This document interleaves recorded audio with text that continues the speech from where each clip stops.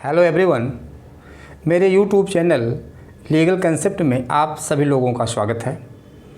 आज का जो लेक्चर है वह करंट अफेयर्स पर बेस्ड है, क्योंकि करंट अफेयर्स जुडिशरी के हर प्री एग्ज़ाम और मेंस एग्ज़ाम में इम्पॉर्टेंट टॉपिक हो गया है और इसका बहुत इम्पॉर्टेंट रोल भी है प्री क्वालिफाई करने में। अगर हम बिहार जुडिशरी को लें तो बिहार जुडिशरी में 20 क्वेश्चन तो करंट अफेयर्स पर ही बेस्ड है और मेंस में भी करीब 30 to 40 मार्क्स मेंस जुडिशरी में आता है बिहार के। अगर हम एमपी जुडिशरी को लें तो एमपी जुडिशरी में जो जीके का पॉइंट है वो 20 क्वेश्चन है और 20 मार्क्स भी आते हैं। अब 20 में 10 क्वेश्चन हम रख लेते हैं जो हिस्ट्री, ज्योग्राफी, इकोनॉमिक्स, पॉलिटी पर आता है, लेकिन उसमें जो 10 क्वेश्चन आता है वो केवल करंट अफेयर्स पे आता है। तो इस तरीके से हम ये खुद समझ सकते हैं कि करंट अफेयर्स का जुडिशरी के एग्ज़ाम में कितना इम्पोर्टेंट रोल है और इसको हम अगर अच्छे से पढ़ लें तो कहीं न कहीं हम प्री एग्ज़ाम आराम से क्वालिफाई कर जाएंगे, बहुत इजी तरीके से क्वालिफाई कर जाएंगे। इसीलिए आज के लेक्चर में करंट अफेयर्स के टॉपिक को इंक्लूड किया गया है। अब दूसरी पॉइंट यहाँ पे ये बताना चाहेंगे कि जब हम तैयारी करते हैं तो ये बात हमारे मन में हमेशा डाउट क्रिएट करता है कि करंट अफेयर्स हम कहाँ से स्टार्ट करें, हम 6 महीने का करंट अफेयर्स पढ़ें या 1 साल का करें। तो इसके लिए मैं यह बात क्लियर कर देना चाहता हूँ कि जहाँ भी किसी भी एग्ज़ाम में अगर बेसिकली करंट अफेयर्स के क्वेश्चन का जो नंबर ऑफ क्वेश्चन हैं अगर वो 20 या मोर देन 20 क्वेश्चन आते हैं, इसका मतलब आपको कम से कम 1 साल का पूरा का करंट अफेयर्स आपको पढ़ना चाहिए और अच्छे से पढ़ना चाहिए। और जहाँ पे जैसे एमपी को अगर हम लें तो एमपी के लिए बेसिकली 6 महीने का करंट अफेयर्स सफिशिएंट होगा। तो आज जो करंट अफेयर्स का टॉपिक है वो बेसिकली है कि कौन कब कहाँ, यानी हु व्हेन वेयर, इसमें से क्वेश्चन अक्सर पूछे जाते हैं। और ये क्वेश्चन मैं बिहार के लिए भी बताना चाहता हूँ कि बिहार के लिए भी इसमें कम से कम 4 से 5 क्वेश्चन प्री में और कम से कम 10 क्वेश्चन मेंस का इसी टॉपिक से पूछा जाएगा। और एमपी में भी अगर 10 क्वेश्चन करंट अफेयर्स का आएगा तो मान चलिए कि 3 से 5 क्वेश्चन इस टॉपिक से आपका कवर हो जाएगा। इसलिए इसको अच्छे से शुरुआत करते हैं और पूरे वीडियो को आप फुल वीडियो देखिए और उसको जो इम्पॉर्टेंट पॉइंट को नोट भी कर लीजिए, क्योंकि अगर आपने इनकम्प्लीट लेक्चर सुना या देखा तो आपको पूरा बेनिफिट नहीं होगा। ठीक है, तो अब स्टार्ट करते हैं कि अब देखिए सबसे इम्पॉर्टेंट चीज़ है इसमें एक हमने 1 लाइनर क्वेश्चन में तैयार किया इसको कि 1 लाइनर में क्वेश्चन में कैसे पूछा जाता है। ठीक है, अब देखते हैं कि सबसे पहला जो पॉइंट है वो कहता है कि लोकसभा का स्पीकर कौन है। ये क्वेश्चन बहुत इजी है लेकिन वास्तव में एग्ज़ाम में आपके लिए मुश्किल क्रिएट कर सकता है अगर आपने ढंग से तैयारी नहीं की है। तो लोकसभा का करंट टाइम स्पीकर कौन है? ये है ओम बिरला है। ये ध्यान दीजिएगा, ये ओम बिरला हैं। ये बेसिकली राजस्थान से बिलोंग करते हैं और राजस्थान में कोटा एक संसदीय क्षेत्र है, कोटा से उन्होंने इलेक्शन जीता है। तो ये कहाँ से आ गया आपका टॉपिक, ये आ गया ये आपका कि ये ओम बिरला है। ठीक है, दूसरा है कि लोकसभा का डिप्टी स्पीकर कौन है। अब देखिए डिप्टी स्पीकर भी पूछा जा रहा है तो डिप्टी स्पीकर के लिए आपको जानना चाहिए कि HN सिंह यानी हरिवंश नारायण सिंह, ये क्या है, डिप्टी स्पीकर हैं, ध्यान दीजिएगा। अब तीसरा है कि इस समय करंट टाइम में इंडिया का कैग कौन है, यानी कंट्रोलर एंड ऑडिटर जनरल, लेखा महानियंत्रक परीक्षक कौन होता है, ये पूछा जाता है। तो इसमें देखिए ये GC मुर्मू हैं, आप इसको ध्यान से समझिएगा, ये कौन है, GC मुर्मू हैं। तो GC मुर्मू बेसिकली जो है वो क्वेश्चन आता है क्योंकि GC मुर्मू जी ये इसके पहले जो है वो जम्मू एंड कश्मीर में ये LG थे, लेफ्टिनेंट गवर्नर थे और इस समय वो क्या बना दिए गए हैं, इस समय कैग बना दिए गए हैं, यानी कंट्रोल एंड ऑडिटर जनरल बना दिए गए हैं। ठीक है, तो अब यहाँ आप कैग पढ़ेंगे, ध्यान दीजिए, ये कैग पढ़ेंगे तो आपको कॉन्स्टिट्यूशन के आर्टिकल 148 को भी पढ़ना है। ध्यान दीजिएगा, यहाँ पे अगर आप आर्टिकल 148 भी पढ़ लेंगे तो इससे आपका क्वेश्चन ना केवल करंट अफेयर्स का तैयार होगा बल्कि इससे आपका क्वेश्चन जो है वो आपका मेंस के पॉइंट ऑफ व्यू से भी तैयार हो जाएगा। क्योंकि कभी कभी मेंस में पूछ देते हैं कि कैग जो है, कैग का वर्क एंड फंक्शन क्या होता है, उसका क्या कार्य होता है, क्या दायित्व होता है और कौन इसमें कैग है, ये सारी चीज़ें कवर हो जाएंगी जब आप इसको जो है वो 148 से कनेक्ट कर देंगे। हम जो भी पढ़ेंगे विथ कनेक्शन पढ़ेंगे, ठीक है। और उसके बाद नेक्स्ट पॉइंट है कि यहाँ पे देखिए कि कभी कभी पूछता है कि जो आर्म्ड फोर्स है उसका हेड कौन है। ये कई बार बिहार में भी पूछा गया है प्री मेंस में, और कभी कभी एमपी और यूपी में भी पूछा गया है कि आर्म्ड फोर्स का कौन हेड होता है। तो आर्म्ड फोर्स का हेड इस समय कौन है, श्री रामनाथ कोविंद हैं। और ये बेसिकली वो लोग होते हैं जो करंट टाइम में प्रेसिडेंट होते हैं, भारत के राष्ट्रपति होते हैं, उनको क्या लाइबिलिटी होती है, वो तीनों आर्म फोर्स का क्या होते हैं, हेड होते हैं। तो इसमें कौन है, रामनाथ कोविंद है, ठीक है। नेक्स्ट जो कर रहा है कि चीफ डिफेंस स्टाफ, बहुत इंपॉर्टेंट चीज़ है क्योंकि ये इंडिया में पहली बार चीफ डिफेंस स्टाफ जो है वो अपॉइंट किया गया। क्यों अपॉइंट किया गया, क्योंकि इस समय जो पहली बात कौन है, तो इसको जान लीजिए कि जनरल बिपिन रावत को इंडिया का चीफ डिफेंस स्टाफ CDS बनाया गया है, ठीक है। इसको बनाने के पीछे प्रीजन क्या होता है, इसलिए बनाया गया है क्योंकि जब किसी देश में के अगेंस्ट भारत सरकार को कोई इस पर कार्रवाई करना हो तो तीनों आर्मी के बीच में कोई डिस्प्यूट ना हो, कोई कंट्राडिक्टी नहीं हो, इसलिए उसका एक हेड बना दिया गया है, ठीक है। इसे बोलते हैं चीफ डिफेंस स्टाफ, और कौन है, जनरल बिपिन रावत हैं, ठीक है। इसके बाद chief of the army staff कौन है, chief of the army staff यानी थल सेनाध्यक्ष कौन है। तो थल सेनाध्यक्ष कौन है, जनरल मनोज मुकुंद नरवाने। इसको याद रखिएगा, जनरल मनोज मुकुंद नरवाने कौन है, ये आर्मी के चीफ हैं, आर्मी स्टाफ के चीफ हैं, यानी थल सेनाध्यक्ष हैं, ठीक है। उसके बाद फिर नेक्स्ट है कि chief of the naval staff, इसका मतलब जल सेना के कौन चीफ हैं, वो हैं एडमिरल करमबीर सिंह। ध्यान दीजिएगा, बहुत इंपॉर्टेंट चीज़, एडमिरल कौन है, करमबीर सिंह हैं। ये कौन हैं, ये नेवल के स्टाफ के चीफ हैं, ठीक है। उसके बाद तीसरा जो इसमें नेक्स्ट पॉइंट है, अब एयर स्टाफ चीफ कौन है, ये भी बहुत इंपॉर्टेंट है। एयर स्टाफ में कौन है कि air chief marshal Rakesh Kumar Bhadauria, बहुत इंपॉर्टेंट है। राकेश कुमार भदौरिया जो है कौन है, ये air chief marshal Rakesh Kumar Bhadauria क्या है, एयर स्टाफ के चीफ बनाए गए हैं, ठीक है, यानी कि वायुसेना के अध्यक्ष बनाए गए हैं, ठीक है। ये तीनों क्वेश्चन बहुत इंपॉर्टेंट है और आगे एग्जाम पूछ सकता है। अब नेक्स्ट क्वेश्चन हो सकता है कि भारत का फॉरेन सेक्रेटरी कौन है, भारत का विदेश सचिव कौन है। तो विदेश सचिव बनाया गया है, किनको बनाया गया है, हर्षवर्धन श्रृंगला को। ध्यान दीजिएगा, हर्षवर्धन श्रृंगला को भारत का विदेश सचिव यानी फॉरेन सेक्रेटरी बनाया गया, ठीक है। उसके बाद नेक्स्ट टॉपिक है कि नेशनल सिक्योरिटी एडवाइज़र यानी राष्ट्रीय सुरक्षा सलाहकार। ये तो आपको पता होगा, ये अजित डोवाल भी हैं, ये लगातार इनका दूसरा टर्म है, ठीक है। तो ये क्वेश्चन पूछा जाएगा, तो ये बिहार के प्री मेंस में के साथ साथ MP के प्री में भी पूछा जा सकता है, तो इसलिए इसको आप अच्छे से याद कर लीजिए, ठीक है। अजित डोवाल हो गए।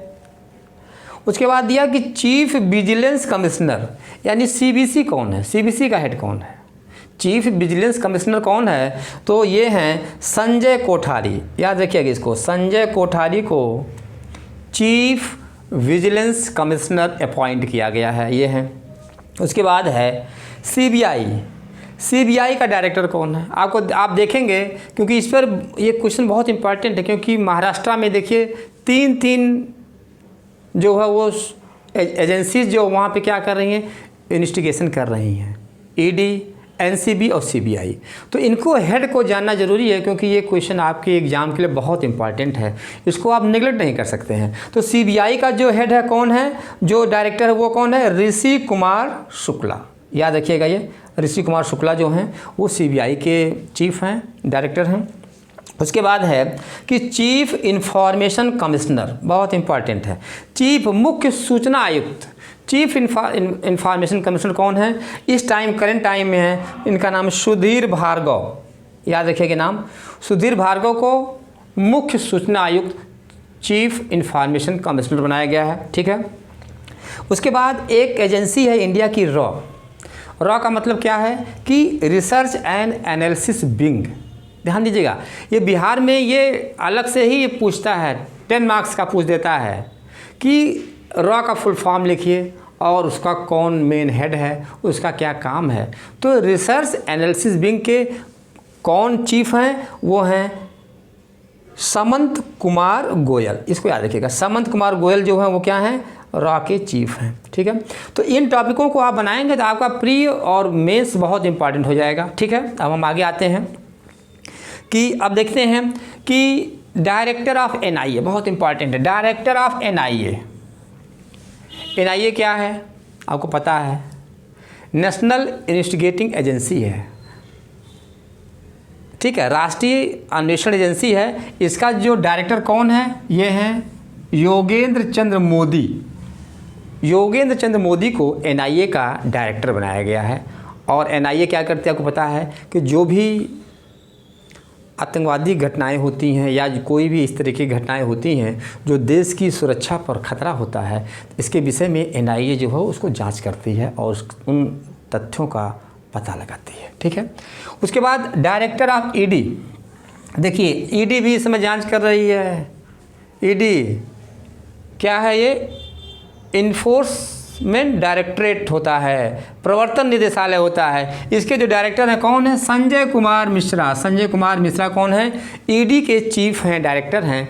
ये चीज़ आप अपने कॉपी में बना करके याद कर लीजिएगा, क्योंकि इसको आप अगर याद नहीं करेंगे तो आपके 3 से 4 क्वेश्चन गलत होंगे और वही प्री में बाहर कर देंगे। और हमारा टारगेट है कि आप किसी भी कीमत में ये प्री से बाहर ना हो। ठीक है, उसके बाद देखिए एक बहुत इम्पॉर्टेंट है नीति आयोग। देखिए नीति आयोग जो है ये पहले क्या था, योजना आयोग था, प्लानिंग कमीशन था। इसके बाद इसको 2014 में नीति आयोग में बदल दिया गया। तो इसके भी 3 पोस्ट होते हैं। जैसे चेयरपर्सन कौन होता है, तो उसका जो चेयरपर्सन यानी जो अध्यक्ष होता है वह बेसिकली ये प्राइम मिनिस्टर होता है, ये एक्स ऑफिशियो होता है, पदेन होता है। तो इस समय इसका नीति आयोग का चेयरपर्सन कौन है, पीएम प्रधानमंत्री नरेंद्र मोदी हैं, याद रखिएगा। ठीक है, दूसरा इसमें एक पोस्ट होता है वाइस चेयरमैन का, क्योंकि ये क्वेश्चन प्री में अक्सर पूछा था कि वाइस चेयरमैन कौन है नीति आयोग का, तो ये इसका होगा डॉक्टर राजीव कुमार। याद रखिएगा, डॉक्टर राजीव कुमार जो क्या हैं, ये नीति आयोग के वाइस चेयरमैन यानी उपाध्यक्ष हैं नीति आयोग के। और तीसरा है कि नीति आयोग का सीईओ कौन होता है, चीफ एग्जीक्यूटिव ऑफिसर, मुख्य कार्यकारी अधिकारी। तो मुख्य कार्यकारी अधिकारी कौन है, अमिताभ कांत हैं। तो इन तीनों में से भी एक क्वेश्चन पूछने की पूरी संभावना है, पूरी पॉसिबिलिटी है, इसलिए आप इसको अच्छे से तैयार करिए। ठीक है, उसके बाद जो नेक्स्ट पॉइंट है ये है कि chairman of 21st law commission यानी 21वें विधि आयोग का कौन अध्यक्ष है। देखिए आप लॉ से रिलेटेड है, ये क्वेश्चन एकदम पूछा जा सकता है कि जो 21वां विधि आयोग है उसका कौन हेड है, उसका अध्यक्ष कौन है। तो उसका अध्यक्ष कौन है, उसके अध्यक्ष हैं जस्टिस BS चौहान यानी कि जस्टिस बलबीर सिंह चौहान। ये सुप्रीम कोर्ट के जज थे, रिटायर हो गए। उसके बाद इनको जो है 21st लॉ कमीशन का जो है वो प्रेसिडेंट बनाया गया है। ठीक है, चेयरमैन बनाया गया है। ठीक है, उसके बाद चेयरमैन ऑफ 7th पे कमीशन, देखिए 7वां वेतन आयोग था उसके चेयरमैन कौन हैं, तो उसके चेयरमैन कौन है, AK माथुर हैं। याद रखिएगा, ये सब क्वेश्चन पूछा जा सकता है। AK माथुर कौन है, ये 7वें वेतन आयोग के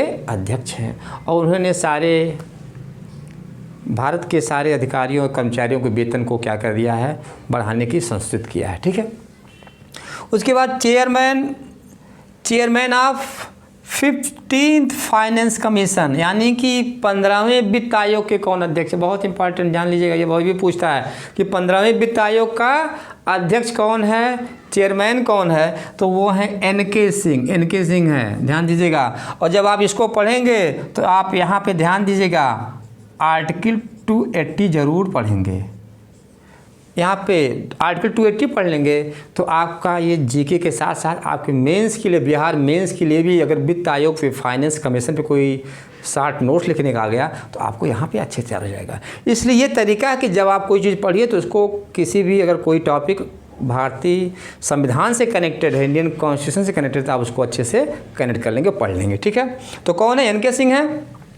उसके बाद है chairman of national human right commission, राष्ट्रीय मानवाधिकार आयोग का कौन चेयरमैन, कौन अध्यक्ष है? तो ये जस्टिस एच.एल. दत्तू हैं। ध्यान दीजिए, जस्टिस एच.एल. दत्तू हैं। तो इसी के साथ साथ आप ये भी याद कर लीजिएगा कि मानवाधिकार दिवस कब मनाया जाता है, क्योंकि ये क्वेश्चन आपका प्री में चाहे एग्ज़ाम जुडिशरी का एमपी का हो या बिहार को, इसमें पूछा जा सकता है। तो इसका आंसर है 10 दिसंबर को राष्ट्रीय मानवाधिकार दिवस मनाया जाता है, सेलिब्रेट होता है, ह्यूमन राइट कमीशन डे। ठीक है, याद कर लीजिएगा, जस्टिस एच.एल. दत्तू हैं। उसके बाद एनसीबी का हेड कौन है, चीफ कौन है? NCB narcotics control bureau, narcotics control bureau का हेड कौन है, जिसमें पूरा इस समय बॉलीवुड इन्वॉल्व हो गया है। इसमें पूरा बॉलीवुड इन्वॉल्व हो गया है। जहाँ लोग इंडिया में कोरोना पॉजिटिव निकल रहे हैं, वहाँ बॉलीवुड में कौन से लोग चरस पॉजिटिव, गांजा पॉजिटिव निकल रहे हैं। तो एनसीबी का हेड कौन है, ये आपसे पूछा जा सकता है और आपको जानना भी चाहिए। तो एनसीबी का हेड कौन है? राकेश अस्थाना जी हैं। याद रखिएगा, राकेश अस्थाना जी एनसीबी के हेड हैं। और ये जो आपको पूछा जा रहा है, ये फुल फॉर्म भी बिहार जुडिशरी में फुल फॉर्म भी पूछता है। आ गया कि एनसीबी क्या है, तो आपको लिखना पड़ेगा एनसीबी का मतलब नारकोटिक्स कंट्रोल ब्यूरो। ठीक है, तो ये आप इसके फुल फॉर्म भी अच्छे से याद कर लीजिएगा। ठीक है, उसके बाद ये बहुत इंपॉर्टेंट पॉइंट है कि सीईओ ऑफ रेलवे बोर्ड कौन बनाए गए हैं? वीके यादव, यानी विनोद कुमार यादव को रेलवे बोर्ड का पहला सीईओ, यानी कि सीईओ का क्या मतलब होता है? मुख्य कार्यकारी अधिकारी, यानी चीफ एग्जीक्यूटिव ऑफिसर बनाया गया। ये पहली बार ऐसा पद सृजित किया गया है। तो विनोद कुमार यादव को रेलवे का पहला सीईओ बनाया गया, इस चीज़ को आप याद रखिएगा। उसके बाद है बहुत इंपॉर्टेंट है पब्लिक अकाउंट कमेटी। ध्यान दीजिएगा, पब्लिक अकाउंट कमेटी यानी लोक लेखा समिति, यह संसद की सबसे इम्पॉर्टेंट कमेटी होती है। तो इसका कौन चेयरपर्सन है, कौन अपॉइंट किया गया? उसका नाम है अधीर रंजन चौधरी। अधीर रंजन चौधरी को लोक लेखा समिति का क्या बनाया गया? अध्यक्ष बनाया गया, चेयरपर्सन बनाया गया है। ठीक है, पब्लिक अकाउंट कमेटी का। ठीक है, अब यहाँ पे भी जानना होगा कि कभी पूछ देता है कि जो पब्लिक अकाउंट कमेटी होती है उसमें 15 मेंबर लोकसभा से होते हैं और 7 मेंबर राज्यसभा से होते हैं। इस चीज़ को आपको जानना चाहिए। ठीक है, उसके बाद नेक्स्ट टॉपिक है सेबी। अब देखिए सेबी का हेड कौन है? तो सेबी के हेड कौन है? अजय त्यागी हैं। अजय त्यागी सेबी के हेड बनाए गए हैं। तो आप इसको एक बार अच्छे से तैयार कर लीजिएगा, क्योंकि ये बहुत इंपॉर्टेंट टॉपिक आज का है। ठीक है, उसके बाद जो लास्ट टॉपिक आपके लिए है कि चीफ इलेक्शन कमिश्नर कौन है इस टाइम में, क्योंकि इस समय बिहार में इलेक्शन होने जा रहा है। तो आपको ये जानना चाहिए कि चीफ इलेक्शन कमिश्नर कौन है। तो chief election commissioner Sunil Arora हैं। सुनील अरोड़ा जी चीफ इलेक्शन कमिश्नर हैं। तो जब आप चीफ इलेक्शन कमिश्नर पढ़ेंगे तो आप इलेक्शन कमीशन भी पढ़ लेंगे। इलेक्शन कमीशन जो है किस आर्टिकल में है? आर्टिकल 324 कॉन्स्टिट्यूशन के आर्टिकल 324 में क्या दिया है? चुनाव आयोग के बारे में बताया गया। तो आपको ये देखना चाहिए कि चुनाव आयोग क्या होता है, उसके कार्य क्या होते हैं, उसकी लायबिलिटीज़ क्या होते हैं, सारी चीज़ को आप जानेंगे। और ये भी जानेंगे सुनील अरोड़ा कौन है। इसके साथ साथ 2 इसके और चुनाव आयुक्त होते हैं, उनको भी आप अच्छे से देख लीजिएगा। तो आज के जो टॉपिक में बेसिकली प्रयास किया गया है कि आपका एमपी और बिहार का कम से कम 5 to 7 क्वेश्चन आपका कवर हो सकता है। ठीक है, तो इसको आप अच्छे से तैयार करेंगे। नेक्स्ट हम जब करंट अफेयर्स के बनाएंगे तो उसमें नेशनल के साथ साथ इंटरनेशनल लेवल बनाएंगे कि जैसे आईसीजे का कौन हेड है। ठीक है, और भी जो अंकटाड है, WHO है, WTO है, इनका कौन हेड है, इसको भी मैं बनाऊंगा। ताकि मेरा टारगेट है आपका कि करंट अफेयर्स में कहीं भी एक भी क्वेश्चन ना छूटने पाए और आप आसानी से, चाहे बिहार का एग्ज़ाम हो या MP का एग्ज़ाम है, उसको आप आसानी से क्वालिफाई करें।